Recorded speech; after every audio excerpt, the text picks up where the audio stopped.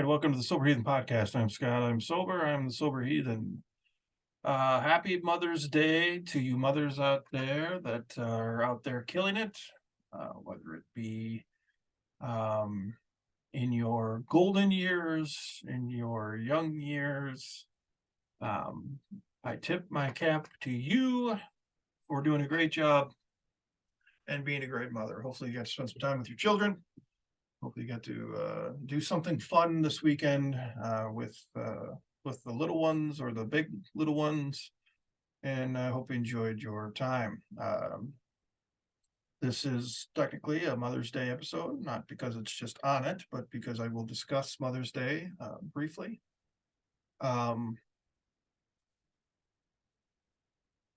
So this is kind of like another video diary, kind of just a talk about where I'm at. Again, I don't know how to handle every situation perfectly. I don't think anybody knows how to handle any situation perfectly. There are no experts in recovery. Otherwise, that person, if there is, that person needs to write a book, or teach a class, and they obviously haven't done that yet because recovery is not simple. No matter how much some people in certain recovery groups or communities feel that their way is the right way. So, uh, Mother's Day for me,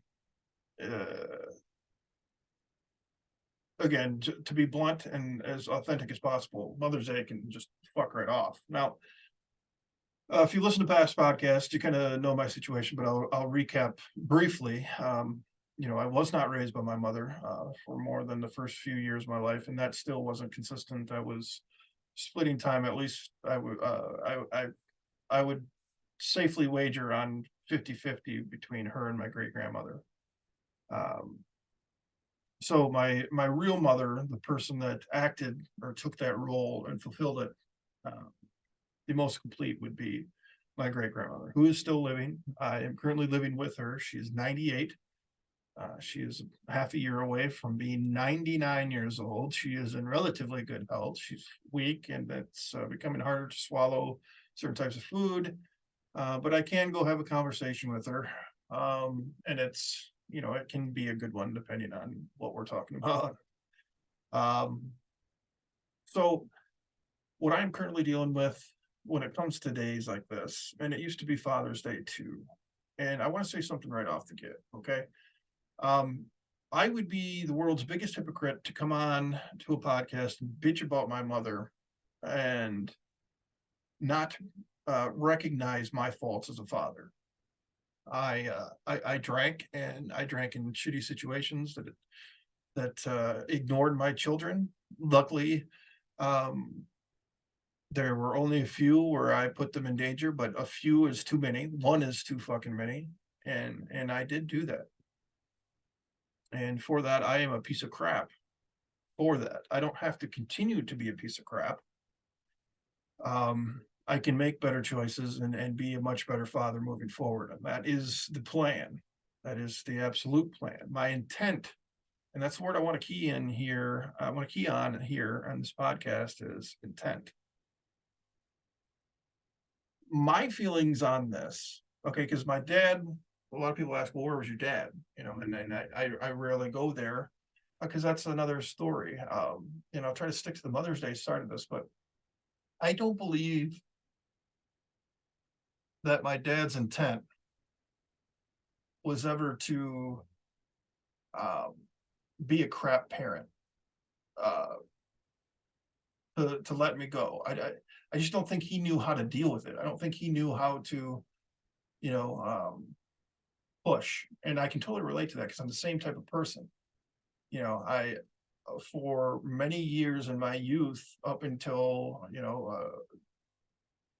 now, basically, I would get shit on and just let it happen because I didn't know how to deal with it. I didn't know how to stick up for myself. I didn't know how to fight for the things I wanted. And I just realized with my Fenrir wristband, the chains around my neck, and the hat, I got some John Cena freaking action going if you're watching the video. It's absolutely ridiculous. And I will change my appearance because John Cena is freaking annoying. But I just saw John Cena. I'm looking at the camera and I see John Cena waving his arm. Now, I'm not ripped like John Cena, but ew. Anyway, so I don't believe my dad's intent was to be a shit show and to be completely negligent. I think in looking back at things with a clear lens, the fog of alcoholism and everything, I can see where there were many attempts for him to make things right in his way. I truly believe he didn't intend for this, separation that he and I had, and it's a lot closer now over these past couple of years. And his dad just passed away, was suffering from bad dementia. I don't know his dad, which would be, yes, my grandfather. I don't know his dad. He sounds like a dick. So I'm going to the funeral on Tuesday with my dad, not for my grandfather, but to support my father. And I hope that I can be of any kind of use, even if it's just somebody to ride to a shitty situation with and whatnot. So I give him the free pass because I believe his intent was different than my mom. My mom's intent, and evidence would suggest, and that's how I can make this statement. I feel, because of the evidence that is presented by her actions and her words, that her intent for her entire life, even as a mother of two children, three technically, and one passed away at birth. I did too. My heart did stop. I was technically dead for a short amount of time. But a mother of three, two still living, I believe her intent, for as long as I can remember, was to satisfy herself and her needs, wants, and desires. There was no intent to get a job and sustain a household where me and my brother and I, could come back to her custody when we were younger, and be under her care. That never happened. She had two jobs that I remember. One was at a lodge before I was in elementary school. It's a very old memory of mine. The one in which it would be my brother's dad tossed me into a pool at this lodge, and that he was trying to teach me how to swim, and it terrified me, scarred me for life for water. It wasn't until my almost 20s before I gave swimming an actual shot. I wouldn't even go near water. But again, that's not her fault. She didn't throw me in the water.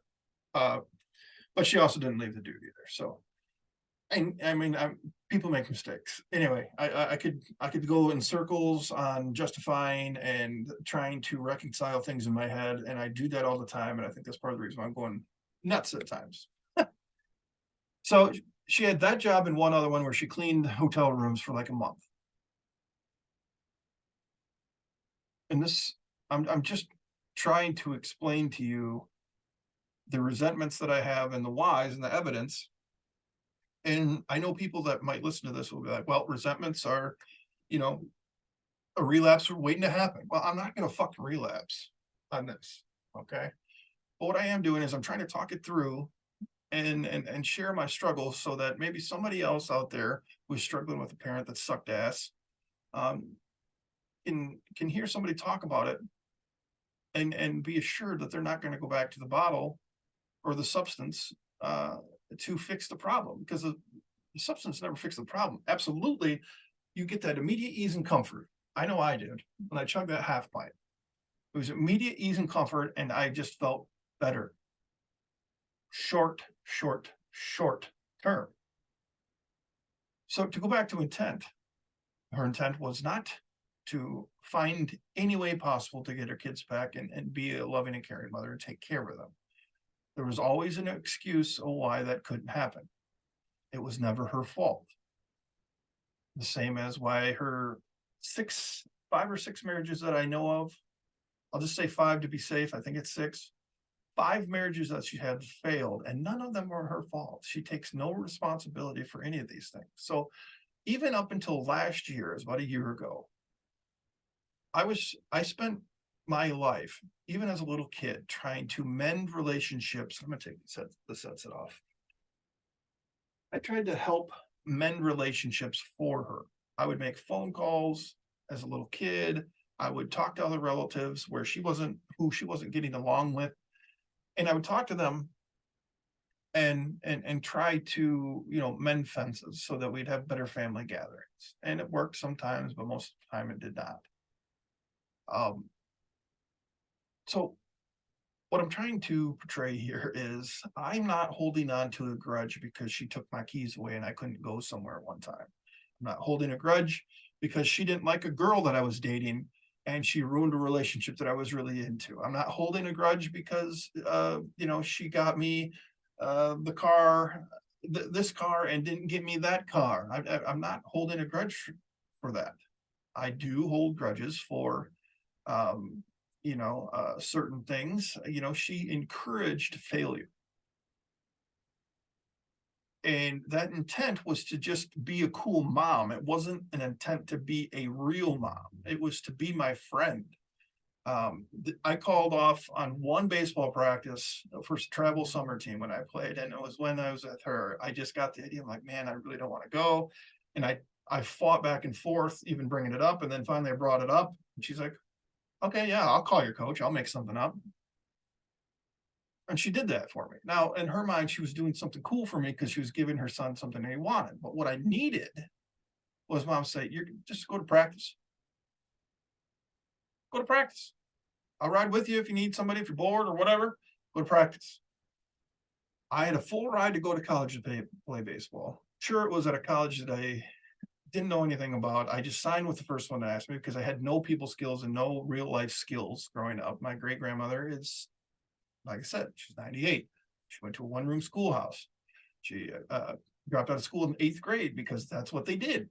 They dropped out to work at their homestead, uh, and that's what they did. So she pays her bills. Yeah, she knows how to balance a checkbook, and she's got those things. She knows that you need eat 3 square meals a day. She's got the basics down, and I'm not bashing my grandmother. She just doesn't have people skills and real modern day life skills like college. She doesn't understand it. She doesn't understand the need to hang out with friends. She thinks you need to be at home all the time. And so when I moved out to go live with my mom, I was getting some freedom that I didn't have here. And I did it knowing that because that's what I wanted. So I went to a day and a half of college orientation. It was a 3-day orientation. And at lunchtime on the second day, I called my mom very upset. And I said, Mom, I don't know if I can do this. I don't know if I can do this. I don't fit in. All these kids are preppy and they drive fancy cars and they're wearing all these nice clothes. And I'm here in like sweatpants and it just doesn't, I don't know what to do. My anxiety was through the roof. I would bet my life, which I value today, that if she would have said, well, go back, get through today, get through tomorrow, get your classes going. And if after the semester is over, you want to transfer, then you can do that. If I would have done that, I would have stayed. I know this because all I need to do is get my ass through the door. When I don't want to go to a meeting these days, I get my ass through the door or I get my ass in the seat and I get logged into the meeting. Then I'm good and I enjoy it and I'm glad I'm there. I just needed those little nudges. So all day today, just thinking back, I didn't have a dad. Now, to bring this whole story together, I didn't have a dad in my life because of the things that my mom told me. She told me all kinds of things. Everything was his fault, and he was this, and he was that, and his family was this, and his family was that, and they treated her like crap. And well, mom wouldn't lie to me. Mom's word is gold. That was what I took. So by doing that, I was robbed of an entire side of my family because of this inconsiderate, selfish prick of a mother. Notice how I didn't use the B word because I try to respect women more than that. But this person doesn't deserve the respect, even though I'm going to try. And let me tell you what happened to me just a couple of days ago and what really infuriated me. My dad's grandparents, they would come out to see me from time to time. And again, I was very hesitant and I was very awkward. I didn't like talking with new people. They were new people every time I see them, but they'd come around on the holidays. They'd send me birthday and Christmas cards. They didn't miss a beat. My dad on occasion would pick me up and do things, and one was to grandma, my great grandma would let me go with him to go to their house. That was one thing we do. I remember we'd go and play pool and I could drink a pop, and it was really cool going over there, but it was really awkward because I really didn't know them. But I found out just a couple days ago after I learned that my dad's dad had passed, that those grandparents kept clippings of what I was doing in sports on their fridge.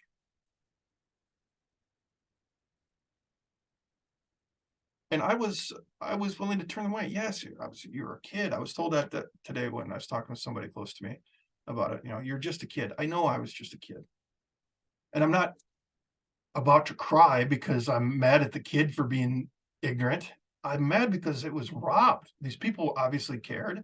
I'm finding out that that side of the family knows all kinds of things that are going on in my life that I've never told them, and I have no idea how. You know how they fucking know?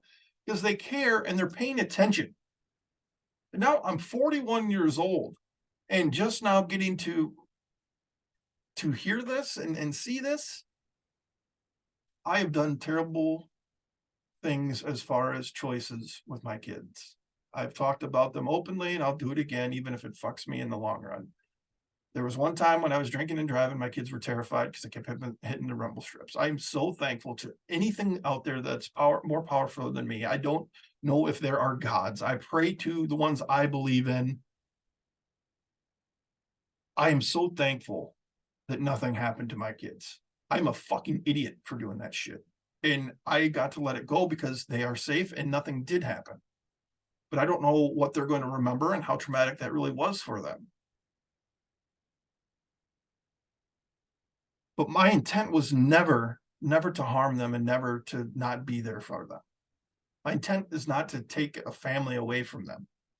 There, see the repercussions of what my mother did by choosing to keep me and say these things about these people and make me not want to spend time with these people and make me think that they're just dirty and terrible people. Not only did it take grandparents who are now passed away from me, okay? Not only did it take a dad away from me, not only did it take away siblings that I could have grown up with. I could have grown up with a sister, dude. I didn't. I have two sisters, one stepsister, one half sister, through my dad, and I didn't get to grow up with them. I didn't get to go be around them and experience, fighting with my sister. That sounds silly, but that to me, that at an older age, that would have been cool. It would have been cool to have a sister to look out for. You know, not only was I robbed of these things because this miserable piece of crap was so intent on fulfilling her own selfish needs that now my children, I have to create a relationship with that side of the family myself, so then I can introduce that side of the family to my kids. So now my kids are robbed from their dad's side of the family. So all they get is one family again, just like that. And somebody could be listening to this, but oh, you poor baby, grow up. You're 41. You know what? I am trying to get over it. I am trying to talk it through and I'm trying to work it out in my mind. I'm talking because the rage and the hatred that I have for this person, my birth mother, is overwhelming at times. And I haven't been able to have a discussion. Now, in treatment, they told me, like the college thing, because I was 18 years old, they told me that, well, you just really didn't want to go and you're trying to project it onto your mom. Bullshit. And I will talk to somebody again about it if somebody thinks that that is true. Baseball was the only thing that I had, and that's how I got the full ride to go to college. Baseball was the only thing that I had that was mine, that I was good at, that I had full control of. When I was out there on the mound, I had full control. And when I walked away, when she said, "Come home," I was like, "Really?" And she's like, "Yeah, just come home then. Yeah, fuck it." Part of me was happy because the anxiety went away and I didn't have to go back to that place and be around all these people, which is weak, but that's just the truth. But the other part of me knew baseball was done. It was gone. And that right there, I think was giving up baseball in the potential that I had. I mean, I'm not one of those guys that sit here and talk about how great I was in the glory days and this and that. I was invited to try out for the Pirates and the Chicago White Sox. Now, how that happened, I have no idea. I just showed up and the mail was there. It could have been my coach, it could have been the athletic director who actually was the same person in my high school. But I went to the White Sox tryout and it was me and one other guy there at the end throwing. And I got a full ride to go to college to pitch. So, I mean, not everybody gets that. But it's not about how good I was. It was for the, and just okay. So I didn't want to go. I did. No, I wanted more than anything to make this travel team. They're called Berry Hill Post 165 in Midland. They're always really good in the American Legion spectrum of things. And I wanted so bad to make that team, but I would have never went to try out. And you know how I went and was forced to try out? The girl that I was dating, her brother made me go, and he made me go with him. Otherwise, I wouldn't have done that either. But this 18-year-old dude, I'm dating his sister in high school, and he takes me in and gives me the tough love and says, "Suck it up, Buttercup. You're gonna go try out." And I made it, and I slept with my baseball hat that they gave me after I made that team. I slept with that hat for days because I was so proud and so happy to do that.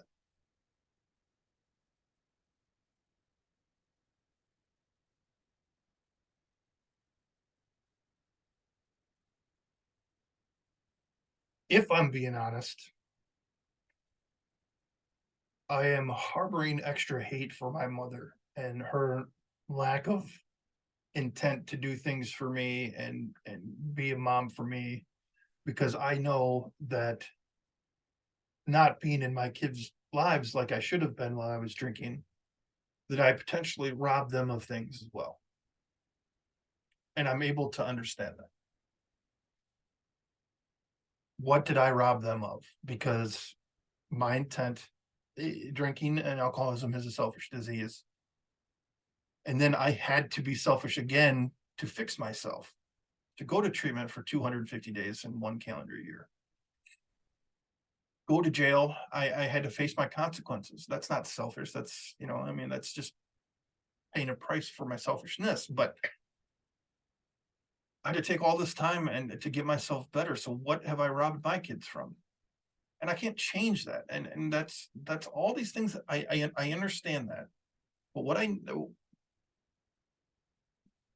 the moral of this thing is my intent has never been to rob them of anything. I have, and I understand that. I have a rough day on Mother's Day because I see all these people like, oh, I thank my mom for this. I thank my mom for that. And their moms were through crap. They were, maybe they were in an extremely abusive relationship, or, the one girl in a meeting today said, her mom fell and hit her head, yet she never, she always found a way to take care of them. And you hear these women that are in meetings that are in jail and they're not seeing their kids on Mother's Day and they just want something, I don't know if they're going to change. And perhaps my mom said all these things.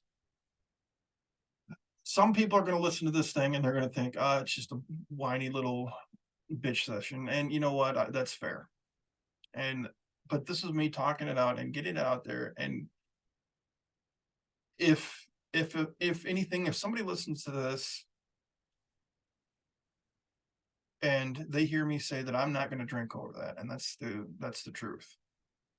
I've chosen to get on and talk about what's going on in my mind and heart. I went to a Zoom meeting. I'll probably go to another one after this one because I'm all fucked up about it. And I already feel better. I went to one meeting and I'm talking about now, and I feel better. There are other ways to handle these things. I just need to make this clear, and this is going to, annoy some people that might hear this in the future, but the feelings that I have right now are not dislike and unlove. Okay. I'm harboring some much deeper feelings than this. Okay. This is a woman that, told me just in passing one day who my dad was. Oh, this is your dad. This random dude we're going for a ride with. Oh, this is your dad. This is the woman that just in passing in like first, second, or third grade, somewhere in there, said, while talking to somebody else while I was standing right there, oh yeah, Scotty was molested.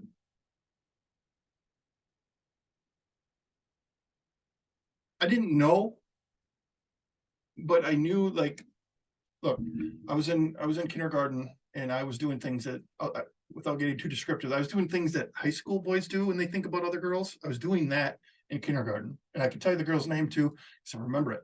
I was like, am I supposed to be doing this? Is this okay? Am I sinning? You know, because there's a real religious home that I grew up in. But anyway, these feelings that I have for this person, they're very strong and they're deep, and they are not good ones. They are hate, loathing. Um, I mean, I would never hurt or do anything like that to this person that's labeled my mother on my birth certificate. I would never do that.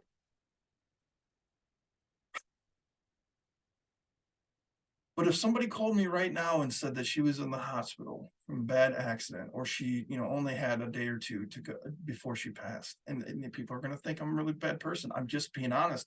I wouldn't go, and I don't care. And I'm trying to deal with these feelings, and I'm trying to not feel this way. A couple podcasts ago, I made a promise to a dude that I would send a postcard, because that's what he did with his father. He decided to send one postcard sharing a memory that was favorable and positive to his dad. I committed to this person, my guest on the podcast, that I was going to do this, and I'm going to do this. So I got to get a postcard, and I have to think about a positive to write about and keep it positive. And I will tell you, it's been days now, and I can't fucking think of one. But I made the commitment, and I'm going to do it, because I am not her, and I'm not my old me. I'm a new me. I'm a better me, and I'm going to continue to be a better me. And I'm going to face these feelings. I'm going to talk about it with you, and you don't have to listen. You can tell me to fuck off and close down the app and unfollow me. You can appreciate the honestness and the authenticity that I'm trying to present and talk through this, and maybe share it with somebody else that maybe is going through this, so they can hear the message that I hate, loathe, and don't care if this person exists anymore. Right now at 10:17 p.m. on May 14th, 2023. I don't care. I don't care what the outcome would be if this person ceased to exist and how it happened. I would not care. And I am recognizing that those are dangerous and terribly negative feelings for somebody in recovery to have. They can bring you down, and they can be a doorway. If you haven't seen my other podcast and the things that I'm starting to post, it can be a way for this dude right here, if you're watching on video. If not, you're not going to know what the hell I'm talking about, but watch my podcast and look for a creepy mask. It'd be a way for that dude to creep back in and talk me into finding the bottle again. But that's not going to happen tonight. And that's all I can do. And then I'll do my best tomorrow to make sure it doesn't happen. But tomorrow I get to go watch my kid play baseball. Kid. And I get to see my other son for the first time in over a year in person. And because of that, and because I don't want to go back to that piece of crap and to be a piece of crap, like the piece of crap that gave birth to me, I'm not going to drink today. So I meant it when I said Happy Mother's Day to the mothers out there that are doing a great job. And if you're listening to this and, maybe you haven't talked to your mom much, or, your mom has done things for you and maybe you haven't called like you should have or texted like you should have, I ask you to go ahead and do that. Give them a big fat hug for fighting through their shit and being a good mom. Because we all know it's not easy to be a parent. And when you have substance use disorder, as some people like to say it, I'm just a fucking alcoholic in my mind. When you're an alcoholic, it's really hard. It makes everything harder. So if you have a parent that is in recovery, especially, no, it doesn't matter. It doesn't have to be that. Everybody's darkest time is equal to everybody else's darkest time. If your parents did well by you, give them a big fat hug from the sober heathen and tell them you love them. And I've had a lot of outside sources that have at times presented as motherly roles, and I appreciate them beyond belief. Cindy Meiklin, the next door neighbor, who's the mother of my best friend, she fulfilled that role from time to time. Jean Campbell is the wife of a coach that I had years back. I also played with one of their kids, and I coached the other one. She has stepped in even today by giving me rides because I don't have a license. Stepping in as like an aunt or a motherly type role. Um, you know, every single one of the women that I've been in a serious relationship with, all of those mothers did the same exact thing. Every single one of them. Every single one of them, I would choose over my own mother. Every single fucking time. So there are great moms out there, and I know that, and I'm not jaded against mothers. Mothers are badass when they're worth a shit. So much love to all the moms out there that are doing a great job. Much love to anybody that listened to this in its entirety. Please like, share, comment, chew me out, pick me up, whatever you want to do. The more action on here, the more we can get the word out. The more action in the comment section and sharing. Find me on Twitter and Facebook. Tell me where I went wrong. Tell me what you've done. There is no right or wrong way to do, well, there is a wrong way to do recovery. That's by going back, but there is no one right way to do recovery. As long as you're not drinking, that's the win. How you're getting to that point is your own path. But I'd love to hear it. I'd love how you dealt with things like this in your past, if you have, or know somebody that has. Direct them to me. Maybe they can give me some insight on what I should do. So again, thank you so much for listening. The podcast has been doing so well, picking up steam, and I am beyond blessed to be a part of this and to have the people that have been on my podcast. Got London tomorrow, a dude from London. Awesome. Tuesday night, late Tuesday night, I'm going to be recording a podcast with two other podcasters, kind of do a panel discussion thing. I'm going to try to pick up one more. I am beyond blessed to be able to do this and share this with you guys. So take care, and we'll see you on the next one.